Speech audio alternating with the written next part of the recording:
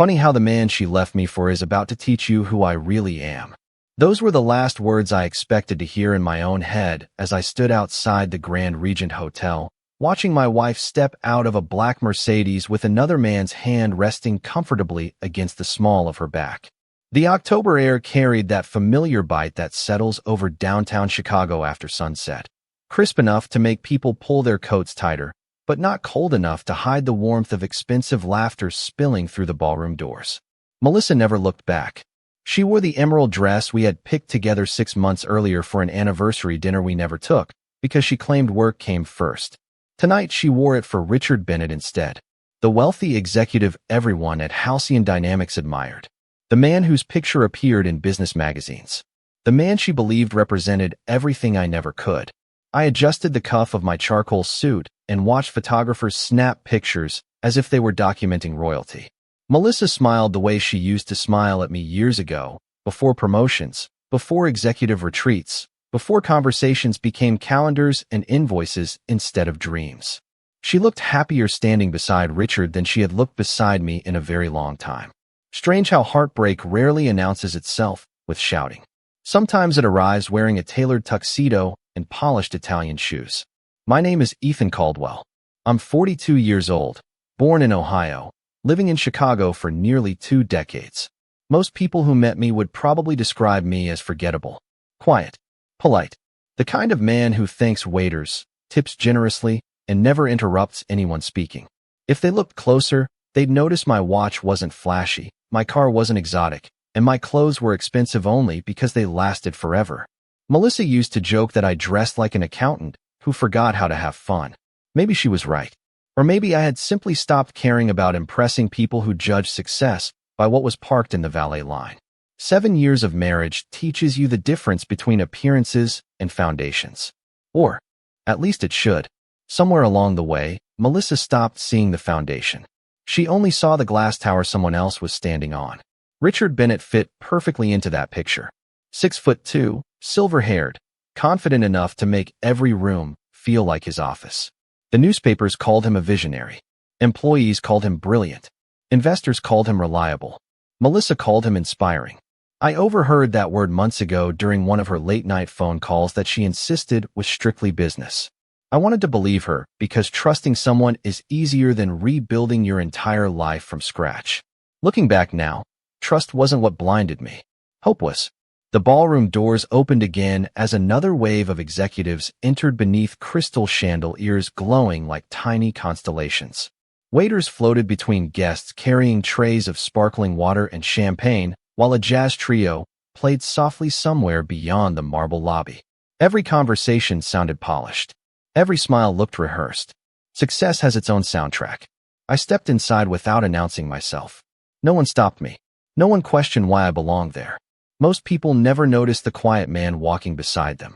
They remember the loud one holding the microphone instead. Melissa spotted me almost immediately.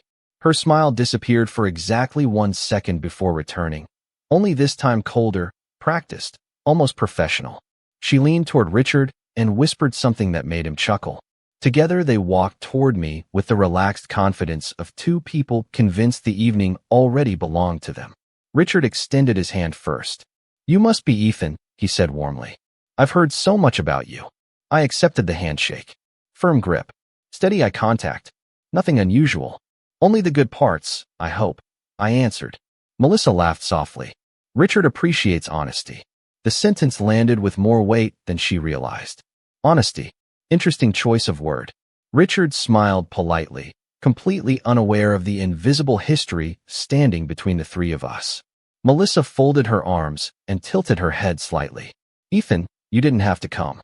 This event is mostly for senior leadership and investors. I figured you'd probably be more comfortable at home." Comfortable. Another interesting word. She used to say home was wherever we were together. Now home apparently came with invitation lists and executive badges. Around us, conversations continued uninterrupted. Glasses clinked. A pianist replaced the jazz trio. Somewhere near the stage, someone laughed loud enough to turn heads. Nobody noticed the marriage quietly ending beside the entrance.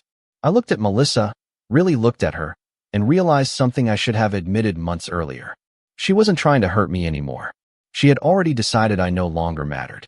That realization hurt less than I expected. Maybe because disappointment had been replacing heartbreak one small piece at a time for over a year. Richard glanced toward the ballroom, where several board members were beginning to gather near the front tables. "Excuse me," he said. "They're expecting me in a moment." Melissa smiled proudly as she watched him leave. She never noticed that before walking away, Richard looked back at me one more time. Not with arrogance, not with pity, just curiosity, as if he felt there was something he couldn't quite place. I noticed it immediately, and for the first time that evening, I almost smiled. 18 months earlier, none of this looked inevitable. Melissa still left a cup of coffee waiting for me every Monday morning, and I still believed the late nights at the office were simply the price of ambition.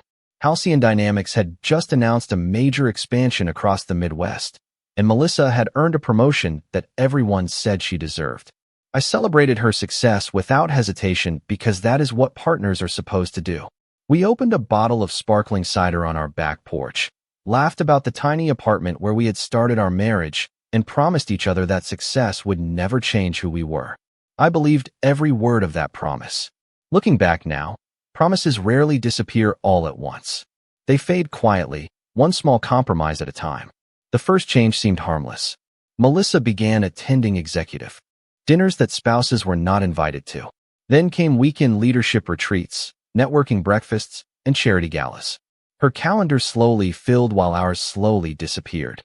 Friday movie nights became conference calls. Sunday breakfasts became airport departures. Every time I asked if things would slow down, she kissed my cheek and said that this season would pass. Seasons do pass. Habits do not. Richard Bennett entered our lives so gradually that I almost admired how ordinary it seemed. At first, he was simply the executive everyone respected. Then he became the mentor whose advice Melissa quoted during dinner. Soon his name appeared in almost every conversation. Richard thinks the market is changing. Richard believes leadership requires sacrifice. Richard says opportunity never waits. Eventually, I realized she quoted him more often than she spoke for herself. Friends noticed the distance before I admitted it. My longtime neighbor, Daniel Harper, asked one Saturday why Melissa had missed another neighborhood barbecue. I smiled and blamed work. My younger sister, Rebecca, quietly asked if everything was all right between us after Melissa canceled Thanksgiving for the second year in a row. I gave the same answer. Work had become the easiest excuse because nobody argues with success. I argued with myself instead. Every suspicious moment came wrapped inside a reasonable explanation. Every unanswered text had a business meeting behind it. Every missed anniversary dinner had another urgent presentation. Hope kept stitching together explanations that common sense should have pulled apart. Then there were the little details that only husbands notice after years together. Melissa changed her perfume even though she always said she hated strong fragrances. She replaced comfortable sweaters with designer jackets that cost more than I would ever spend on myself. She started checking her reflection before leaving the house, not with excitement, but with calculation, as if every appearance had become another performance. One evening I asked whether she was happy. She looked surprised by the question. Not offended, not angry, just surprised that I had asked at all. She smiled gently and said she was building the future we both wanted. I nodded because arguing would have sounded selfish. The truth was that I no longer recognized the future she described. It seemed to have room for promotions, investors, and luxury hotels, but very little space for quiet evenings at home. Still, I never searched through her phone. I never followed her car. I never hired anyone to investigate. Trust is not only believing someone else. Sometimes it is believing the version of your own life that feels less painful. By the time rumors reached me through people outside the company, my heart had already prepared itself for disappointment. Someone casually mentioned that Melissa and Richard made an impressive team. Another person joked that executives practically expected to see them arrive together. Nobody implied anything improper. They simply assumed they belonged beside one another. That assumption stayed with me far longer than the conversation itself. A week before tonight's gala, Melissa finally stopped pretending. She sat across from me at our kitchen table, folded her hands, and spoke with the calm voice people use when they have already rehearsed every sentence. She told me we had grown apart. She said we wanted different lives. She insisted Richard had nothing to do with her decision, even though his name somehow found its way into every explanation. Then she quietly admitted she had accepted his invitation to build a future with him after our separation became official. I listened without raising my voice. I wished her honesty had arrived before her decision. She stared at me as though waiting for anger, accusations, or desperate bargaining. Instead, I simply asked whether she was absolutely certain. She answered yes without hesitation. That single word carried more finality than any legal document ever could. Tonight was supposed to be their first public appearance together after announcing their relationship inside the company. Most people believed I stayed away because I could not bear the embarrassment. The truth was much simpler. I came because there was one conversation I needed to have before closing this chapter of my life forever. The only thing I did not expect was the strange expression Richard gave me before walking toward the board members. It was not the look of a man who had defeated another husband. It was the look of someone struggling to remember where we had met before. Richard disappeared into the growing circle of board members while I remained near the entrance, holding nothing more than a glass of sparkling water and the patience that years of disappointment had taught me. The ballroom shimmered beneath enormous crystal chandeliers, every polished surface reflecting wealth so naturally that nobody seemed to notice it anymore. Conversations drifted from quarterly earnings to vacation homes, from mergers to golf tournaments. It was a language I understood far better than anyone in that room could have guessed. Melissa returned a few minutes later, her expression relaxed now that Richard had moved on to more important guests.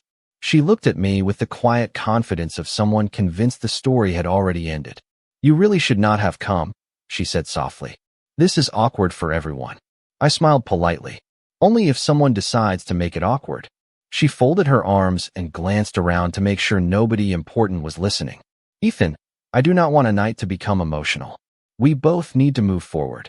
The words sounded rehearsed, polished the same way corporate statements always do after difficult decisions. There was no anger in her voice anymore, just distance. I nodded once. Moving forward usually starts with telling the truth. For the first time that evening, uncertainty crossed her face. It lasted less than a second before disappearing behind another practiced smile. "I have told you the truth." Before I could answer, another executive approached Melissa to congratulate her on an upcoming promotion. She thanked him gracefully, introducing herself with the confidence of someone already climbing another rung of the ladder. Standing there, I remembered the young woman who once celebrated getting her first management position by ordering takeout pizza, because we could not afford a fancy dinner. Success had changed many things. Gratitude was one of them. My attention drifted toward the stage where the master of ceremonies welcomed everyone to the annual leadership gala. Large screens displayed photographs of company milestones while applause filled the room. Richard stood near the front beside several directors and members of the executive committee, shaking hands with investors and local officials. He looked exactly where everyone expected him to be.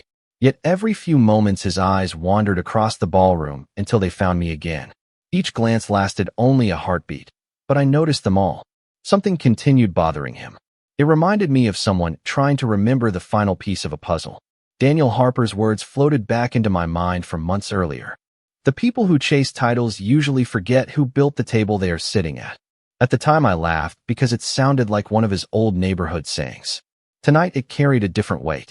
A server offered me another drink, but I declined. I preferred a clear mind. Experience had taught me that important moments rarely announce themselves with dramatic music. They arrive quietly while everyone else is distracted. The evening continued with speeches celebrating record profits and ambitious expansion plans. Melissa applauded enthusiastically beside Richard whenever his achievements were mentioned. Watching them together no longer hurt the way I expected. Instead, I felt something closer to acceptance. Sometimes the hardest part of losing someone is realizing they left long before they walked away. Then came the announcement everyone had been waiting for. The chairman of the board would arrive shortly to recognize senior leadership for exceeding every financial target during the previous fiscal year. Excitement spread instantly across the ballroom. Executives straightened their jackets. Conversations grew louder. Richard adjusted his tie and exchanged confident smiles with several colleagues.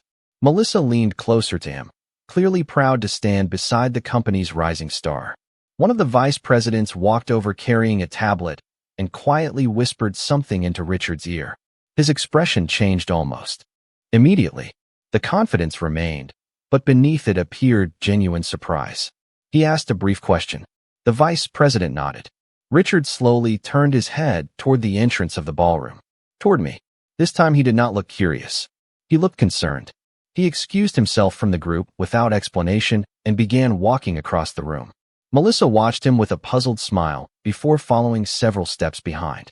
Nearby conversations slowed as more people noticed one of the company's highest-ranking executives leaving the front of the ballroom moments before the chairman's arrival.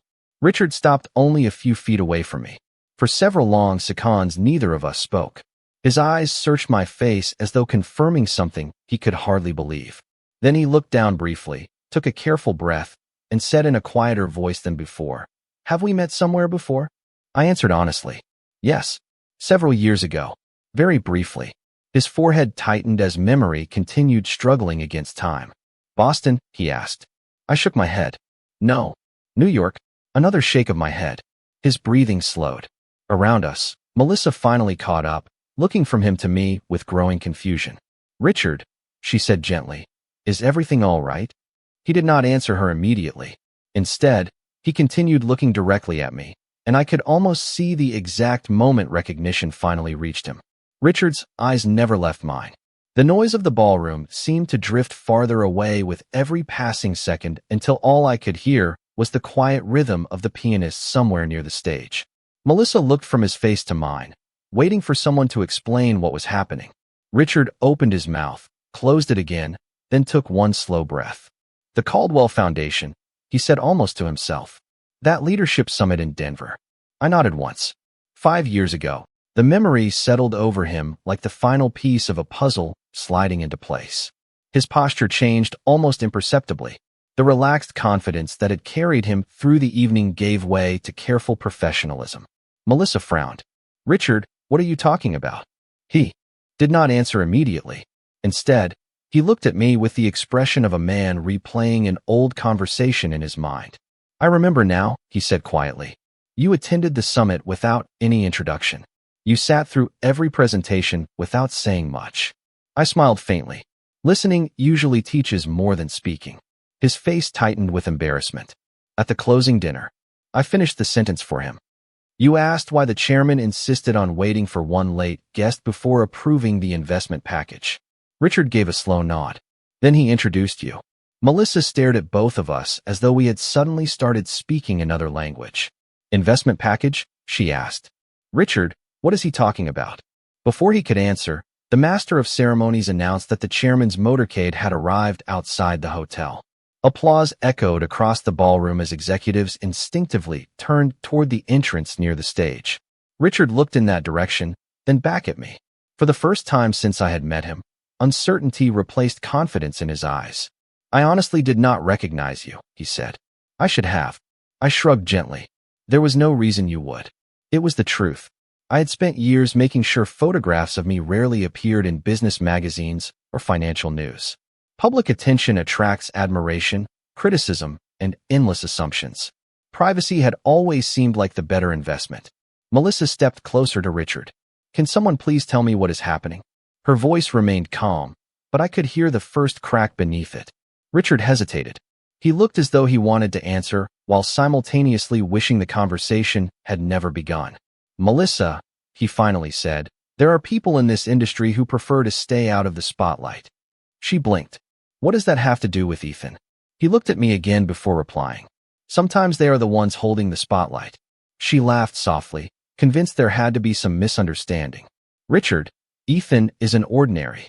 She stopped herself before finishing the sentence. Ordinary. The word lingered between us. Anyway, I did not rescue her from it. Some lessons arrive best through silence. Across the ballroom, several members of the executive committee hurried toward the stage entrance. Assistants adjusted microphones while photographers positioned themselves for the chairman's arrival. The atmosphere shifted from celebration to anticipation. Richard checked his watch, then looked back toward the entrance where I stood. He seemed caught between two responsibilities. One belonged to the company. The other belonged to simple respect. "I owe you an apology," he said quietly. "For tonight." I shook my head. "You owe me nothing. You acted on the information you had." He gave a faint smile. "That is generous." Melissa stared at him in disbelief. She had expected sympathy from him, perhaps reassurance that leaving me had been the correct decision. Instead, she was watching one of the most respected executives in her company speak to me with growing caution. The certainty she carried all evening began to fade.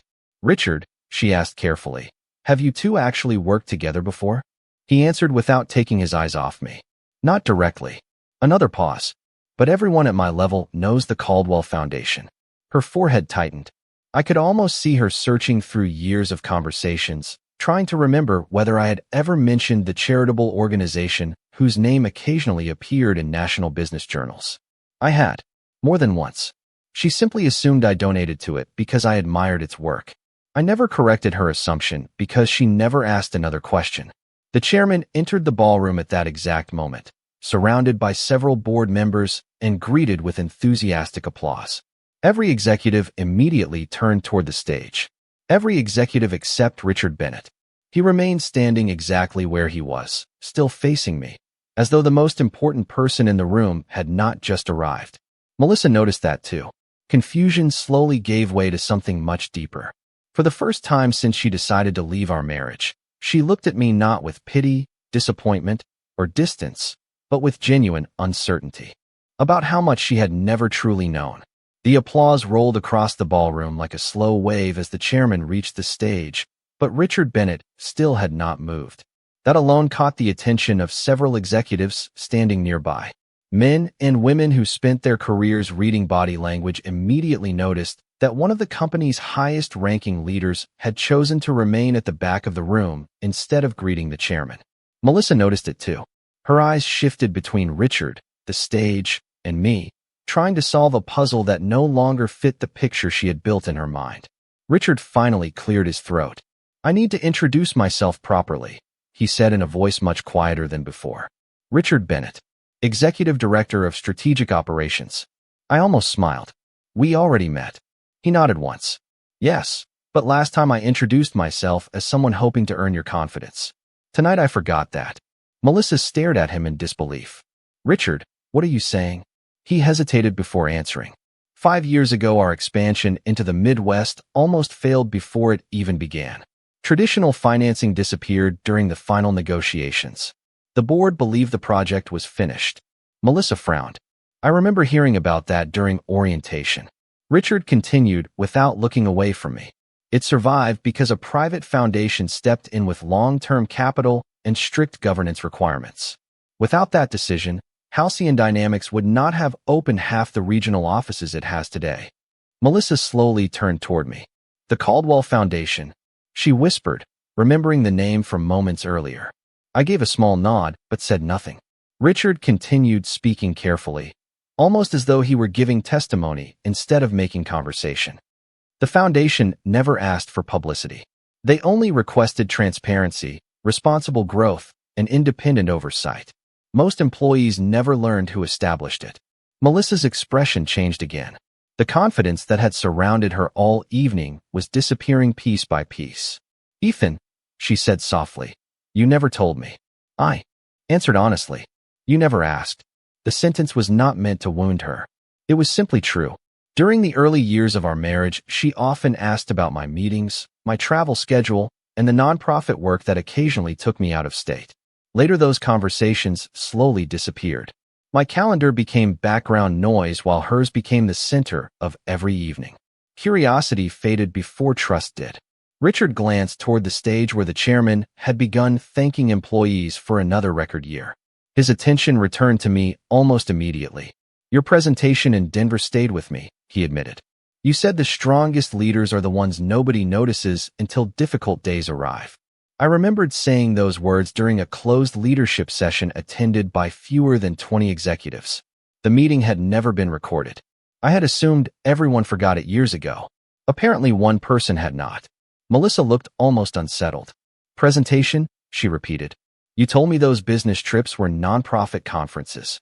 "They were," I replied. "Leadership development for organizations receiving foundation grants." She blinked several times as memories began rearranging themselves. The weekends I spent flying to different cities. The quiet phone calls I occasionally took from trustees. The annual reports she never bothered to read because she assumed they were charity paperwork. None of it had ever been hidden. It had simply existed outside the world she chose to pay attention to. A member of the executive committee hurried across the ballroom toward Richard. "They are about to recognize senior leadership," the man whispered. "The chairman is asking for you." Richard acknowledged him with a polite nod. "I will be there in a moment." The executive looked briefly at me, offered a respectful smile that suggested recognition, and walked away without another question. Melissa noticed that exchange too. Every minute seemed to reveal another piece of a life she had never fully seen. She lowered her voice until only the three of us could hear. "How many people know who you are?" I thought about the question before answering. "Very few. By design." "Why?" she asked. "Because influence lasts longer when it is not confused with attention." She stared at me silently. Years earlier, she would have understood exactly what I meant. Somewhere along the road between promotions and executive dinners, those values had quietly drifted apart. Richard straightened his jacket, but before leaving he looked directly at me again.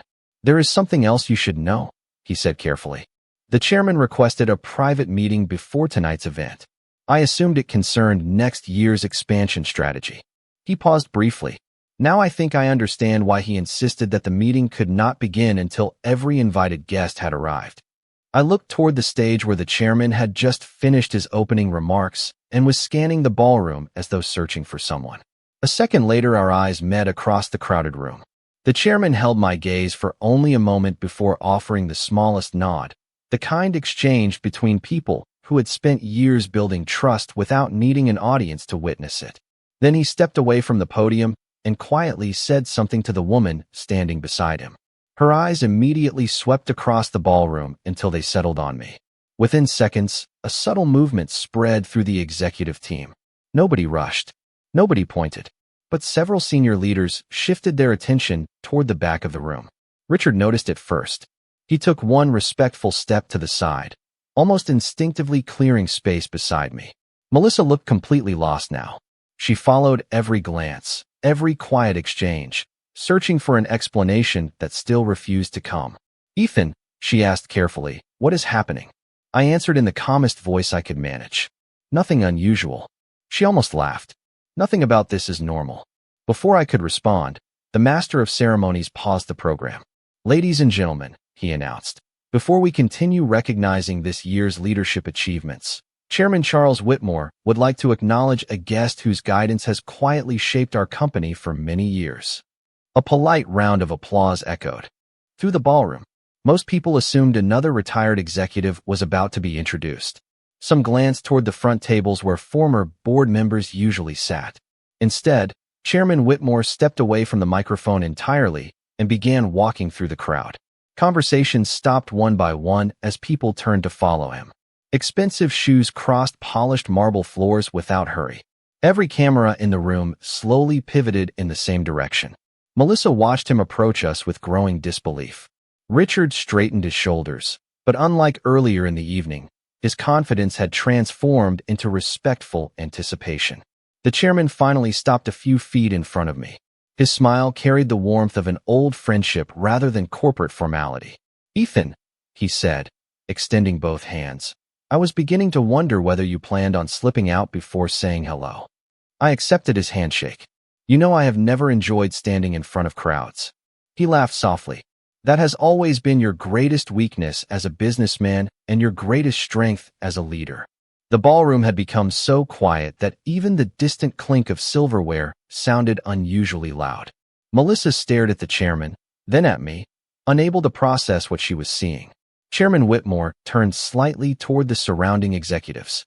"Some of our newer employees have never had the opportunity to meet the man whose advice helped guide this company through its most difficult years." I immediately shook my head. "Charles, that is not necessary." He smiled knowingly. "Perhaps not for you. But gratitude deserves daylight every once in a while." Richard lowered his eyes briefly, almost relieved that someone else had finally explained what he could not. Around us, whispers began spreading across the ballroom. I recognized the familiar pattern. One person quietly asked another a question.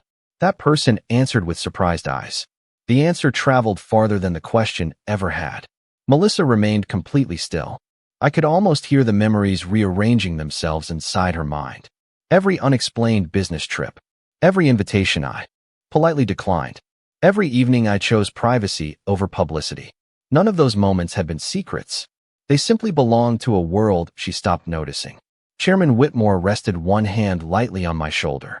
When the financial crisis threatened our expansion, he said for everyone nearby to hear, most people looked for investors.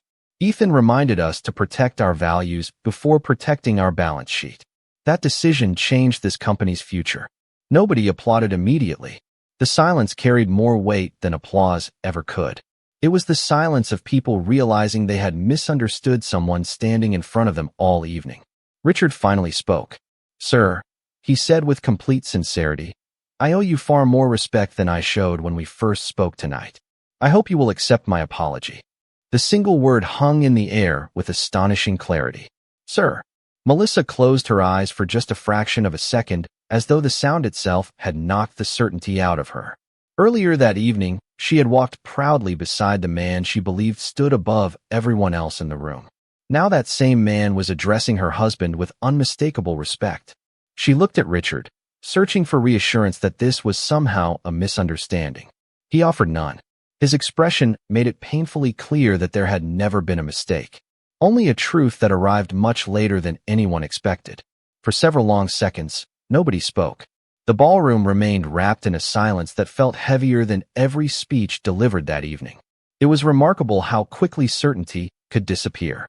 Just minutes earlier, I had been the forgotten husband standing quietly near the entrance. Now people who had walked past me without a second glance were looking at me with entirely different eyes. I had seen that transformation before. It never impressed me. Respect that arrives only after status is revealed has always felt strangely incomplete. Chairman Whitmore sensed the growing tension and smiled gently. "Ethan has spent years asking us to keep his involvement private," he said. "He believes companies should succeed because of their people, not because one individual receives attention." A few executives exchanged embarrassed glances. One older board member nodded as though he had heard those words many times before. Melissa remained motionless beside Richard. She looked at me the way someone studies a familiar photograph only to discover an important detail that had somehow been invisible for years. "Why?" she finally asked. Her voice was quiet enough that only those closest to us could hear. "Why would you hide something like this from me?" I answered without anger because anger would have accomplished nothing now. "I never hid it." She frowned. "I did not know. You never wanted to know. The difference mattered." I remembered countless evenings when I returned from meetings, and she barely looked up from her laptop before asking whether dinner was in the refrigerator. I remembered invitations resting on our kitchen counter to charity galas, educational summits, and foundation events she always declined because another executive dinner seemed more valuable. I remember trying to explain why leadership scholarships mattered to me while she answered another message from work. None of those memories carried bitterness anymore. They simply explained how two people could slowly stop seeing each other without realizing it. Richard cleared his throat. "Melissa," he said carefully, "the Caldwell Foundation is discussed in executive leadership programs across the country. Their governance model is considered one of the strongest examples of long-term corporate stewardship." She looked at him in disbelief. "You never told me that, Ethan." Richard gently interrupted. "Because I never connected the name until tonight." He paused before adding quietly, "That was my mistake." The chairman glanced toward the stage where the program had temporarily paused. "Ladies and gentlemen," he announced with a warm smile, "I believe our guest deserves something far more meaningful than applause. He deserves our thanks." This time the applause came naturally. It was not loud or theatrical. It sounded sincere. Several executives stepped forward one after another, introducing themselves, shaking my hand, thanking me for decisions I had almost forgotten making years earlier. One woman reminded me that a scholarship funded by the foundation had allowed her to finish graduate school. Another executive thanked me for insisting that employee training remain protected even during difficult financial years. Their stories had nothing to do with wealth. They had everything to do with people. Melissa listened to every word without speaking. I could see the weight of each conversation settling deeper into her expression. The man she believed lacked ambition had quietly helped shape careers, companies, and opportunities she never even knew existed. She looked down at her wedding ring, turning it slowly around her finger before meeting my eyes again. "Ethan," she whispered, "I thought you were satisfied with staying in the background." I smiled faintly. I was. Then why? She stopped herself. I finished the thought for her. Why did I never chase the spotlight? She nodded. Because the spotlight never interested me as much as the work itself. Richard lowered his head slightly. That philosophy is becoming rare. It has always been rare. Chairman Whitmore replied with a gentle laugh. That is why people like Ethan matter. Across the ballroom, the orchestra quietly resumed, playing while servers continued refilling glasses as though the evening itself refused to stop. Yet the atmosphere had completely changed. Earlier, people had gathered around titles. Now they gathered around character. There was a difference, and everyone in the room could feel it. Melissa took one hesitant step closer to me. For the first time in months, the confidence she usually carried had completely disappeared. In its place stood something far more honest. Regret does not always arrive with tears. Sometimes it arrives as silence because words are no longer large enough to repair what quiet neglect has already broken. I looked at her calmly, not with satisfaction, not with revenge, but with the peaceful certainty that comes when the truth finally speaks for itself without needing anyone to raise their voice. Melissa stood beside me, without saying another word while the conversations around us slowly returned. Although nothing sounded quite the same anymore. The ballroom had resumed its rhythm. Waiters moved between tables, glasses clinked softly, and the orchestra drifted into another familiar standard, but every few moments I caught someone glancing in our direction before quietly looking away again. News travels quickly inside executive circles, especially when it rewrites a story everyone thought they understood. Chairman Whitmore rested his hand on my shoulder one last time before returning to the stage. "Do not disappear before we finish," he said with a smile. "There is someone I would like you to meet afterward." I nodded politely. "I will stay a little longer." As he walked away, Richard remained where he was, his expression thoughtful rather than uncomfortable. "I understand if you never wish to speak with me again," he said, "but I would appreciate the opportunity to explain something." I looked at him calmly. "Go ahead." He drew a slow breath. "Until tonight, I believe Melissa was already emotionally finished with the marriage long before I entered her life. She told me the relationship had been over for a long time." Melissa lowered her eyes immediately. Richard continued, choosing every word carefully. "If I had known there were unanswered questions or unfinished commitments, I would have handled everything differently." I believed him, not because he was perfect, but because his voice carried none of the arrogance I had expected earlier that evening. It carried regret instead. "Thank you for telling me," I replied. "The truth matters, even when it arrives late." Melissa finally looked up. "Ethan, I never wanted tonight to happen like this." I met her eyes. "Neither did I." She swallowed quietly before continuing. "I thought I understood what success looked like." I smiled faintly. Most people confuse visibility with value at least once in their lives. She looked around the ballroom at the executives she had admired for years. A few minutes earlier, those same people had barely noticed me. Now several of them were waiting patiently for an opportunity to introduce themselves. The room had not changed. Only perspective had. "I judged you by the wrong things," she admitted. "No," I answered gently. "You judged me by the things you valued most at the time." The distinction mattered because blame would not change the past. Growth sometimes could. Richard slipped a business card from his jacket pocket before hesitating. "This is probably inappropriate tonight," he said, almost smiling at himself. "But if you are ever willing, I would appreciate the chance to ask for your advice." Professionally, I accepted the card without looking at it. Advice only works when someone is willing to listen. He nodded immediately. "I am." That simple exchange seemed to surprise Melissa almost as much as everything else. She had expected conflict where there was respect. She had expected humiliation where there was restraint. Perhaps that was the final lesson the evening still had to offer. An assistant approached Richard and quietly reminded him that the chairman was preparing the leadership recognition ceremony.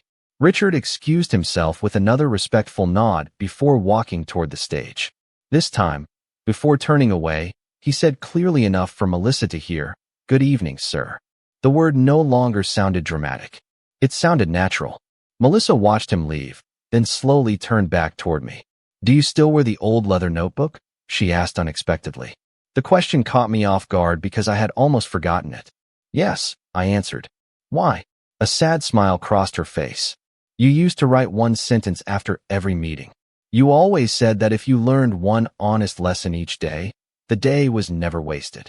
I reached into the inside pocket of my jacket and quietly placed the worn brown notebook in her hands. She opened it carefully. Every page held a date followed by a single handwritten sentence. She turned several pages until she reached the entry from that very morning. Her eyes stopped there. She read the words silently before looking back at me. What does it say? I asked softly. Her voice almost disappeared as she read it aloud. The people who truly know your worth never need you to announce it. She closed the notebook gently and held it against her chest for a long moment. Neither of us spoke after that. Some conversations reach a point where silence carries more truth than explanations ever could. Across the ballroom, the applause began again as another executive accepted an award beneath the bright stage lights. I looked toward the ceremony, then back at Melissa.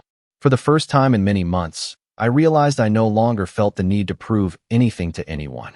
The evening had never been about exposing who I was. It had been about discovering who everyone else had chosen to become. When the final award of the evening was announced, I quietly slipped the notebook back into my jacket. Melissa watched the movement without saying anything. There was nothing left to explain. 7 years of marriage could not be repaired in a ballroom, and neither of us pretended otherwise. The orchestra transitioned into a slower melody while guests began moving toward the reception hall for dessert and coffee. Conversations resumed, but they sounded different now.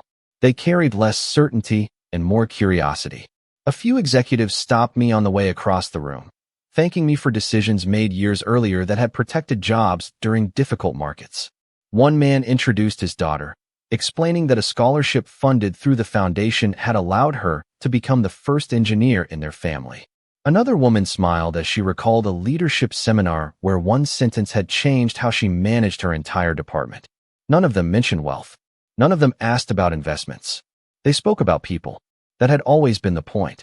Chairman Whitmore eventually joined me near one of the tall windows overlooking the Chicago skyline. The city lights stretched toward Lake Michigan like thousands of quiet promises. He handed me a cup of black coffee before smiling. You handled tonight better than I expected, he said. I laughed softly. You expected less? He shook his head. I expected more emotion. I looked through the glass at the traffic flowing steadily below. Age teaches strange lessons. Eventually, you realize that proving someone wrong rarely changes your own life. Living well does. He nodded with the satisfied expression of someone hearing an old truth spoken in a familiar voice. The board would still like you to reconsider joining us officially. I smiled. You ask every year. And one year you will finally say yes. Perhaps, I answered. But not tonight. He accepted that answer without disappointment because he already knew it was coming. Across the ballroom, Melissa stood alone near one of the reception tables. Richard approached her briefly, spoke for less than a minute, then offered a respectful handshake before quietly walking away in another direction. There was no dramatic scene, no argument, no celebration, just two adults acknowledging that the evening had changed more than either of them expected. A few minutes later, Melissa slowly walked toward me. Her eyes looked tired, not from the hour, but from the weight of seeing her own past differently. I wanted to say one last thing, she said. I waited quietly. For years I believed success meant standing beside the most powerful person in the room. She paused before continuing. Tonight, I realized the most powerful person was the one who never needed anyone else to notice. I thanked her for the honesty. She looked down for a moment before asking the question I had quietly expected all evening. Do you think you could ever forgive me? I considered the question carefully because forgiveness deserves honesty. Yes, I answered. Relief briefly crossed her face until I continued. Forgiveness and reconciliation are not the same thing. She lowered her eyes again and nodded slowly. I understand. And I believed she truly did. We walked together toward the hotel entrance without speaking. Outside, the cool night air carried the distant sound of traffic and the faint scent of autumn leaves drifting along the sidewalk. Valets hurried between luxury sedans and family SUVs without caring who owned which vehicle. Life has a way of treating everyone the same once the lights inside the ballroom fade. Melissa stopped beside the curb. Take care of yourself, Ethan. You too, Melissa. She hesitated as though searching for one final sentence that could somehow rewrite everything that had happened. None came. She quietly entered a waiting car, and a few moments later its taillights disappeared into the steady stream of downtown traffic. I stood there for another minute, breathing the cool Chicago air before turning toward my own car parked several blocks away. I had never cared much about valet service. The walk gave me time to think. My phone vibrated once as I reached the corner. It was a short message from Chairman Whitmore. "Thank you for reminding everyone what leadership really looks like." I smiled, slipped the phone back into my pocket, and continued walking beneath the glow of the streetlights. Looking back, people often ask whether that night felt like revenge. The truth is simpler than that. Revenge depends on someone else's pain. Peace depends on your own choices. Melissa left believing she had found a greater future. Richard entered that ballroom believing he understood every important person in the company.